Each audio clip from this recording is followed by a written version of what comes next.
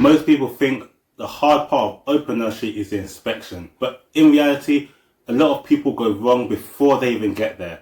They fill in their Ofsted registration form thinking it's just admin. They answer the question, submit it, and move on.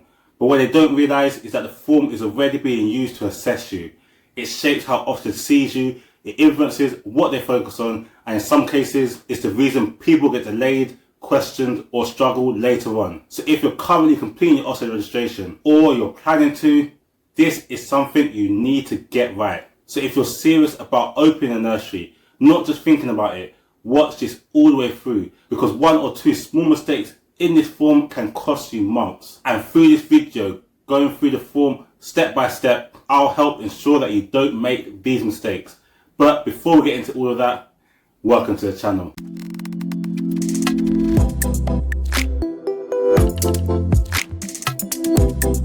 Welcome to the channel Open Nursery with myself, Kurt Liania, where I support people to open, run and grow their own nurseries. I support with every step of the registration process, from finding your building, researching your area, registering with Ofsted, setting up your building and marketing and finding staff. So if you want support with any stage of setting up, I'll let you know how you can contact me at the end. But I want to get straight into one of the areas that I see people struggle with most, this Ofsted form. Not because it's difficult to fill in, but because it's misunderstood. People either rush through it, give very basic answers, copy generic wording, or don't fully understand what Ofsted are actually looking for. And that's where the problems start. Because it isn't just a form you complete and forget, it's something that carries through into your inspection. So in this video, I'm going to walk you through it step by step and explain what each section is really asking, what you should be thinking about, and how to avoid the common mistakes that slow people down. Now, before we get into the sections, it's really important to shift how you see this. Because as I said, a lot of people treat this like admin, something to get out of the way, but it's not. This is your first impression to Ofsted, before they visit you, before they meet you, and before they see your setting. This is what they're reading. And it does a few important things. It tells them how you think, how well you understand early years, how prepared you are, and what areas they might need to explore further. So if your answers are unclear, too basic, or it just doesn't show enough understanding, that creates questions straight away. And those questions don't disappear. They carry into your registration visit. That's why this matters so much, because this form tells Ofsted how you think. And if you get that right here, everything else becomes easier. So here's how I'd recommend you use this video. Don't just watch it once and move on. Use it properly. Go through your form alongside this. Pause the video where you need to. Take notes. Apply what I'm saying to your answers and then come back to it if you're unsure. Because this isn't just something to watch, it's something to work through. And if you do that properly, you'll be in a much stronger position when you submit. So before we start going through the application itself, it's helpful to understand how it's structured. When people talk about the Ofsted registration process, it can sound like it's just one form, but there are actually a few parts to it. The first one you'll come across is the EY2 form. This is your main application, and it covers things like who you are, what type of setting you're opening, and how your nursery will operate. Then you have the EY2 form. This is for anyone involved in running the setting. So that could be directors, partners, or committee members. Each person in those roles will need to complete their own EY2. And then there's the EYS form. This is where you tell Ofsted about your setting, the place where childcare will take place. So you'll be working through all three as part of the application, but the starting point is the EY2 form. You can find links to this in the description if you haven't started your application already. So let's get into that first. So if you click the link below, this is what you'll see when you begin the EY2 form. You'll start on this gov.uk page. Simply scroll to the bottom and click apply to register. This will take you into the government gateway. If you don't already have an account, just enter your email, confirm the code, add your name and create a password. You'll be then given a government gateway ID. Just make sure you keep this safe and the password safe, because you'll need this every time you want to edit the form and when you want to complete supplementary forms. Once you're in, simply click start a new form and then just continue past this update page. Then you'll be asked what type of provider you are. For most people, it'll be one of these two, either individual owner or an organization's registered individual. For this video, I'm going to select organization, as that's what most nursery owners will use. Once you've selected that, click save and continue, and we get into the part that actually matters, what to put in the form. So now we're into the actual form. I'll guide you through this quickly. For service type, select nursery or other daycare / non-domestic premises. That's the standard option for nurseries. Then most of you will choose private. Then unless you're linked to a school, just select no. And then select your organisation type. For most people, it will be company or LLP. You need to have a company registered before starting the form. When you have your company information, then enter the basic company details, your name, address, contact details, and I stress this, make sure it matches exactly with company's house, as if it doesn't, it can cause delays. Then enter your company registration number. Again, if you're not a charity, select no. And then just confirm that your main purpose is to provide childcare. The next part is where you add the people responsible for the nursery. This section is for directors or owners listed on company's house. Enter their name, date of birth, position, and email. Again, if there's multiple people, keep adding these people. Just make sure you include everyone. This is where a lot of people miss someone out, especially if they've got multiple directors. So don't miss anyone here. Again, if you do, your application will be sent back to you, which can cause delays. And once you do add someone here, Ofsted will email them directly to complete their own form. This is called the EY2 form. We'll go through exactly how to complete that later on in the video. On this page, you'll also see a question asking if they're already connected to a current registration. In most cases, you'll select no. Only select yes if they're already registered with Ofsted in a role, like another nursery, a childminder setting, or something similar, and they've been active in the last 3 months. Otherwise, as I said, just select no and continue. Once that's done, save and continue. Now, this next part is really important. Who is your nominated individual? This is the person Ofsted will deal with directly, and this is the person who will lead your registration visit. Just to be clear, this is not your nursery manager. Your nominated individual represents the company itself. This person needs to understand safeguarding, understand the EYFS, be able to confidently answer Ofsted's questions, and take overall responsibility for the registration. In most cases, this will be you as the owner. And importantly, this needs to be someone within the company, not just an employee. I've supported a lot of people stepping into this role, especially if you're new and not 100% confident with Ofsted yet. So if you're unsure, it's definitely something worth getting support with, because this part can make or break your registration. And just as a side note, everyone that I supported through this process has passed the registration through me, even people that have failed previously with other consultants or support. From here, just entering the details of the nominated individual. It's straightforward. You'll then see the same question again about whether they're connected to an existing registration, and again, in most cases, this will be no. They'll then receive their EY2 form by email, which they'll need to complete. Next, you'll enter your setting details. This is important because this creates your EYS form, which is the next stage. Enter the name of the nursery and the postcode, and ensure it's written exactly the same across all forms. So remember exactly how you put it when you complete the EYS form. Even small differences can cause delays, so just be consistent with how you write it. You'll then get a page to review everything. Just go through it carefully and make sure it's all correct. Then complete the declaration and submit. And that's your EYO form completed. Once you submit, you'll be taken back to your dashboard. You should now see your EYO form marked as complete - waiting for other forms. From here, you can start the remaining forms. The EY2 for yourself, and remind others to complete their EY2 form if you've got other people linked to the business, and the EYS for your setting. Just click the links to begin. And if you ever lose this page or get signed out, don't worry. Just log back in using the government gateway ID that you saved, and everything will be there waiting for you. As I said, that's the EYO form fully completed. Now let's move on to the EYS form, where you provide details about your actual nursery setting. The first question asks if you already have a unique reference number, a URN. For a new application, which I'm assuming you are, just select no. You'll then be asked when your setting will be ready to operate. Select your expected opening date, but it must be within 12 weeks. Now, just to be aware, Ofsted usually visit somewhere between 3 to 6 months. So even though you're putting a sooner date, you need to make sure everything is fully ready by the time they come. They also mention having a manager in place, though in reality, a lot of settings do get registered without one, as long as you can show an awareness of safer recruitment or are in the process of hiring a manager. Again, if you're unsure on this, it's definitely something to get right early, so feel free to reach out if you need support with this. Next, select the type of service. Again, as before, you put nursery or other daycare on non-domestic premises. You'll then enter your provider details. Make sure this matches your previous forms exactly. Even small differences can cause delays. If you're not buying an existing nursery, just select no. Then you'll put your setting details, for example, the name and phone number. Again, keep everything consistent with what you've already entered. Then enter your nursery address. This is where Ofsted will come to visit you and inspect you, so make sure it's accurate. Select whether you will be providing overnight care.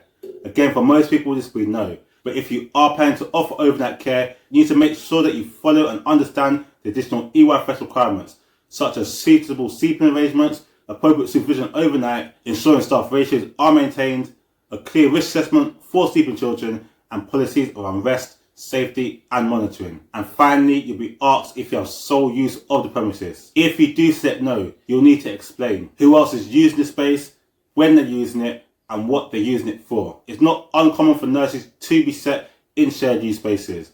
A common example is a packaway nursery in a church or community hall. If that's the case for you, you need to make it clear to Ofsted that everything is still safe and secure for children. For example, children cannot access restricted areas, that confidential documents are stored securely, that anyone else using the building is appropriate. For example, having a DBS where required, and there's clear separation between your provision and the other uses. Basically, Ofsted just want to see that children are safe at all times, even in shared spaces. And once you complete this section, you will continue through the rest of the form in the same way, entering details and viewing everything carefully. Now, this next part can feel a bit repetitive, and I'll be honest, it kind of is. You'll be asked if your setting is on a school premises. Again, for most people, this will be no. If it is on a school site, you'll need to provide additional details about the school. You'll then be asked if you're part of a children's centre. Again, for most, this will be no. And then you'll be asked what type of daycare you're running. For most of you, it'll be full daycare, because you're typically operating more than 3 hours a day, more than 5 days a week, and more than 45 weeks a year. Next, Ofsted will ask you this in multiple different ways. They'll ask things like, do you run 45 plus weeks a year, even though you've already put that you do? Do you run 5 days a week, and how many hours per day? And are you term time or all year round? Even though it feels repetitive, just stay consistent and answer everything in line with being a full-time nursery. So yes, for 45 plus weeks a year, yes, for 5 days a week, you'll be doing term time and holidays, so select both here. Put the days and times, so select everything except weekends, unless obviously you operate at weekends, and then set the hours per day, which I'm assuming will be 4+ hours. Don't overthink it. They're just breaking it down in different ways. Now, this is one of the most important parts, because this is where you actually show Ofsted that your setting is safe, suitable and reliable. Here you'll fill in the multiple boxes. Firstly, they'll ask how your indoor space meets children's needs. You want to mention things like clearly defined learning areas, a safe, clean, well-lit environment, age-appropriate resources, and space that supports both learning and play. Example of something you can put here is, our setting is organised into clear, defined areas, covering all EYFS areas of learning, including role play, construction, reading, and creative activities. The environment is safe, well lit, and designed to support both child-led and adult-led learning. With regards to security, how is your setting secure? Mention things like controlled entry, locked doors, intercom, etc., your visitor procedures, and your safeguarding awareness. An example, what you could put here is the setting is secure with controlled access at all times. Visitors are required to sign in and are supervised, and that staff are trained in safeguarding procedures to ensure children's safety at all times. The third area is your outdoor access. How do children access outdoor space? If you have an outdoor space, state that you have a secure enclosed area that is risk assessed and the supervised access. For example, children have access to a secure outdoor area which is fully enclosed and risk assessed. Outdoor play is incorporated daily and supervised at all times. If you don't have an outdoor space, this does not stop you from opening, and is quite common, especially in cities. You can say how you have regular trips to local parks, walks in the community, visits to libraries or outdoor spaces, or planned outdoor learning experiences. Something you could put here is, although the setting does not have a direct outdoor space, children will have regular access to outdoor activities through planned visits to local parks and community spaces. All outings are risk assessed and supervised to ensure children's safety. This is important because Ofsted requires children to go outside daily. The next area is toilet and hygiene. You should mention separate toilet for staff and children, adequate number of toilets and sinks, and good hygiene routines. Though there's no exact legal number for the number of toilets you have, a good guide is around 1 toilet per every 10 to 15 children. Here, Just put that the setting has appropriate toilet and hand washing facilities, including separate toilets for staff and children. The number of toilets is sufficient for the number of children attending, and strict hygiene procedures are followed, including supervised hand washing and regular cleaning. Next is health and safety. Keep this practical.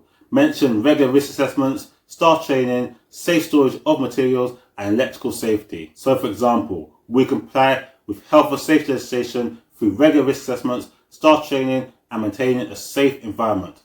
All electrical equipment is regularly checked and pack tested where required. The next box is your evacuation procedure. This is where you show you've really thought about safety. Mention a clear fire evacuation plan, regular fire drills, staff understanding of roles, and fire safety checks. Some strong additions are fire risk assessments and contact or visit from your local fire service. For example, you could put, in the event of an emergency, staff will follow a clear evacuation procedure to safely move children to a designated assembly point. Regular fire drills are carried out and all staff understand their roles. The premises has undergone a fire risk assessment and we have engaged with the local fire service to ensure our procedures and setup are appropriate. And finally, they'll ask about any other details. This is optional but can be powerful. Mention accessibility, SEND considerations, layout advantages, and parking and drop-off safety. This whole section is your chance to show Ofsted that you know what you're doing. So you can use the examples I've given, but adjust it to your setting to make it more specific. Keep it clear and keep it practical, and always link it back to children's safety and learning. Now we're near the end of the EYS form. The next pages are a lot more straightforward, but there are still things to be aware of. The next bit is just about visit arrangements and location type, when can Ofsted visit you, and whether you're on a military base or women's refuge. For most people, just give general availability and select neither for the location question. Nothing tricky here. Next, you'll confirm who you'll be caring for. You'll see options like under 5s, 5 to 8s, and 8 to 18s. The wording can seem a bit confusing, but just select all that apply based on your plan. So the first one is under 5s, the second one's 5 to 8s, and the third one's 8 to 18 years. If you care for under 5s, you must join the earliest register. If you're caring for older children, you'll be in both registers. Most settings will join the earliest register as a minimum. You'll be asked if you're exempt. In almost all cases, you'll select no. Most providers are not exempt, so don't overthink this one. And I won't go into what the exemptions are, just assume you're not. Next, enter the number of children. This is your proposed capacity. Base this on your floor space, your room layout, and ratio requirements. And don't leave any of the options blank. So even if you're not caring for an 8-year-old, just put 0 here. Don't worry if your numbers aren't exact. This will be looked at again during your registration visit, so it doesn't need to be perfect, just realistic. You then need to confirm that you'll follow the EYFS, which is the curriculum and the statutory guidance for early years. So just tick to confirm and continue. If you're not familiar with the EYFS, again, feel free to reach out and I'll help you to understand it. I've also done a video explaining what the EYFS is, so I'll post that in the description too. Next, you'll be asked if you're the manager. Answer honestly, it doesn't affect the application itself. Just be aware the registration visit will be with you, the nominated individual, not the manager. So as I mentioned before, you need to understand the EYFS safeguarding and how your setting will run. If you're unsure on this side, that's something I can support you with. Next is additional contacts. This is optional. Add someone if you want to allow them to contact Ofsted about updates or minor changes. If you have no one else, just select no and move on. The final step is to review everything. Review your answers and then submit the application. Then we'll move on to the EY2 form for anyone involved in the business. So that's a complete walkthrough of the EYFS. If you follow along properly, you'll have a solid application submitted. And then it's all about preparing for your registration visit. So let's go straight onto the EY2 form where you and anyone else connected to the business will confirm your roles and suitability. So go back to your dashboard and open the EY2 form section. Here you'll see your own form. Important note is that each individual must complete their own EY2 form. You cannot complete it on behalf of someone else. So make sure directors, partners, committee members all complete theirs. The first step of the form is to link the EY2 form to your nursery application. So select day nursery, childcare or non-domestic premises again, select no to the unique reference number as you wouldn't have one yet, and enter the reference number from your EYO application form. You should now have 2 reference numbers, one for your EYO and one for your EYS. Use the EYO one. Next, you'll enter your nursery details. Add your nursery name and address. I stress this a lot. Keep this consistent. It must match exactly across all forms. You'll then be asked how the nursery is set up. In most cases, select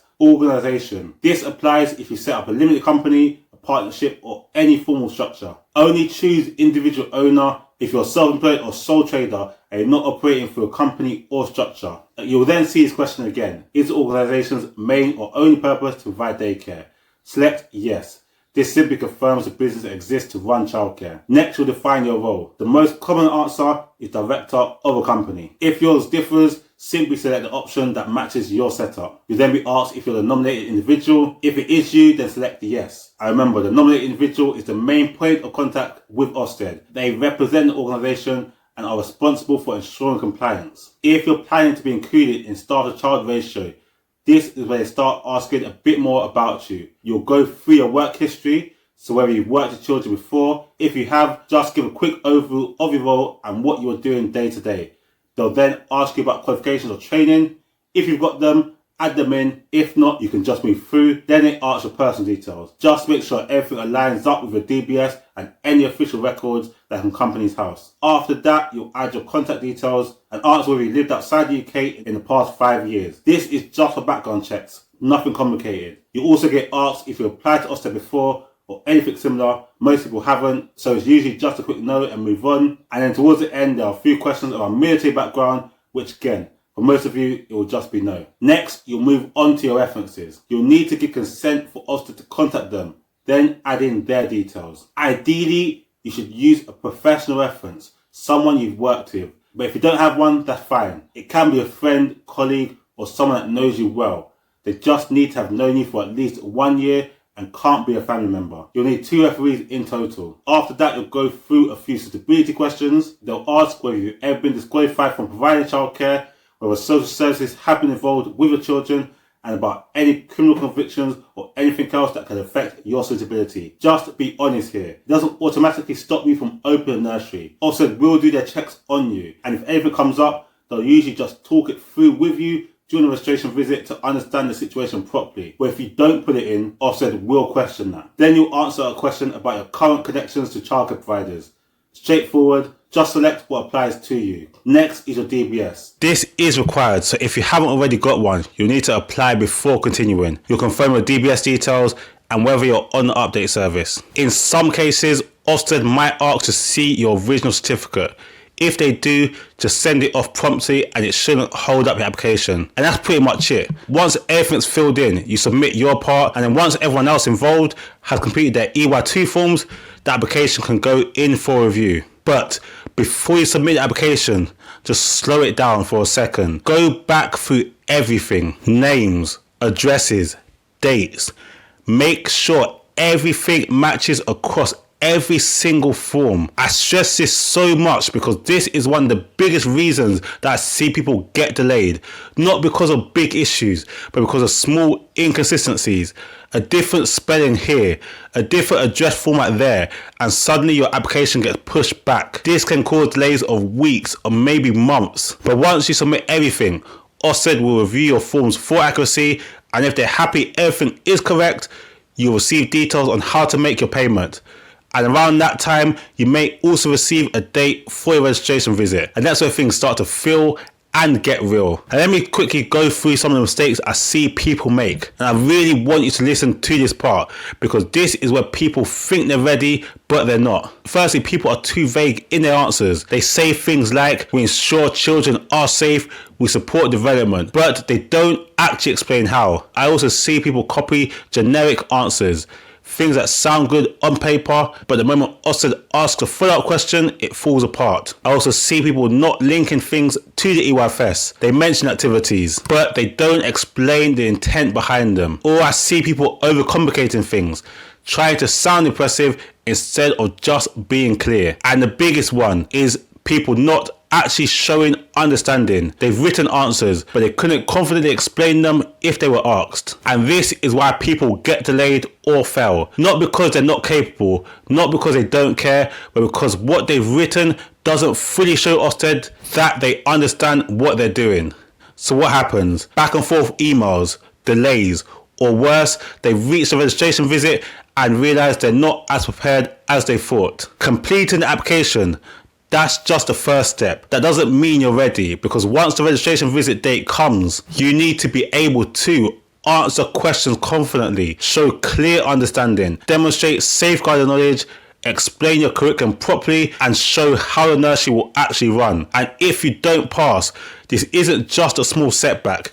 You're delaying your opening. You'll be still paying rent. You're losing time, you're losing money, and I've seen this cost people thousands. Now let me be honest with you. Every single person I supported through this process has passed their registration visit. As I said, even people who came to me on their final chance succeeded the first time through me.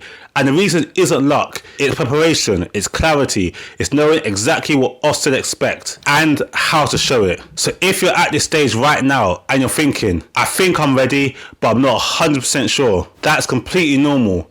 Most people feel like that, but this part of the process is not the part to guess, because getting this right now can save you months of delay and a lot of unnecessary stress. So if you want support with any part of the process, whether that's support with laying out your premises, helping you to properly prepare for your Ofsted registration visit, or support you getting your nursery fully ready to open, that's exactly what I do. Whether that's through a one-to-one consultation, a mock Ofsted registration meeting where I go through the questions that Ofsted will ask you, or working with you through the whole process. There's different avenues you can use. Just don't make the mistake of doing this all alone. Get in contact and I'll make sure that you pass your Ofsted registration visit right the first time. So click the link that's on the screen now to get in contact. But if you've watched this whole video, you're already ahead of most people. Now it's just about making sure you do it properly. But I hope this has helped and I want to thank you for watching. Don't hesitate to reach out. God bless. But quickly before you go, I wanted to quickly add something to this video because I've had quite a few people ask me about this.